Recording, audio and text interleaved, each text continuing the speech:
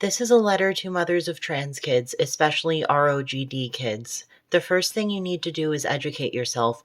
Learn the numbers, such as the 4% increase in trans identifying youth in the past few years. Learn that it is mostly autistic, mentally ill, or traumatized girls. Why do you think that is? Learn the difference between a child who is insistent and consistent from a young age that they are the opposite gender and rapid onset gender dysphoria, the demographic of children most frequently being medicalized. I also do not believe that children without ROGD should be medicalized, but they are more likely to be happy when they do so as adults. RODG kids are not.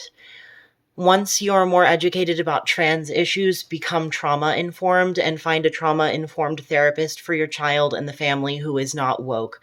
I also suggest learning about cults so you can see the sign of your child becoming indoctrinated. Learn the bite model of a cult. Learn what love bombing is. Learn about brainwashing and social conditioning. All of these things happened to me. Your child is especially vulnerable to entering a cult if they are mentally ill or feel isolated.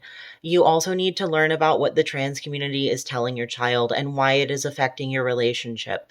When I was trans, I was told, and I genuinely believed, that anyone who did not go out of their way to affirm me wanted me dead. I was told, word for word, that my parents would prefer a dead daughter than a son. I was already vulnerable, suicidal, and felt like a burden to my parents. Many RODG children, like many ROGD children, I was also sexually assaulted. I felt afraid of my gender and detached from it, and when my parents showed such an attachment to my female gender, I felt sexualized by them. I know it sounds wrong and bad, but it was a result of my sexual trauma. I felt like all I was my body, and that even my parents saw me that way. I was my breasts and my vagina and my girlhood, and that was all, and it was all tainted. Show your child that you are not attached to their gender. You may have attachments to walking your daughter down the aisle or helping your son with his first date, but don't make it about this for the child. It pushes them away and makes them feel like you're making it about you, and the TRAs will use that against you. Your goal is saving them from regret and lifelong medicalization.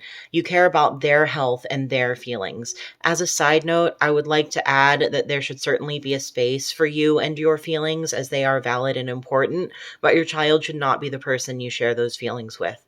Make sure you assure and insist to your child that you love them no matter what. You love them the way they are, and you would love them if they were different. You love them if they were hyper-feminine or hyper-masculine. You do not care how they look or what their gender is, really. You care about their health, happiness, and your relationship. That is what is important. You do not want them to slip into a cult and buy snake oils. The surgeries just aren't there. Puberty blockers have severe, lifelong side effects, and cross-sex hormones are arguably even worse. Children should not ruin their life for an aesthetic. A child cannot be given informed consent, and neither can mentally ill people. A child cannot understand what it means to give up their fertility and become a medical patient for the rest of their lives. Feel free to share my story and let them know how much I'm suffering because of this childhood phase. Doctors assisted in mutilating me so I could be trans.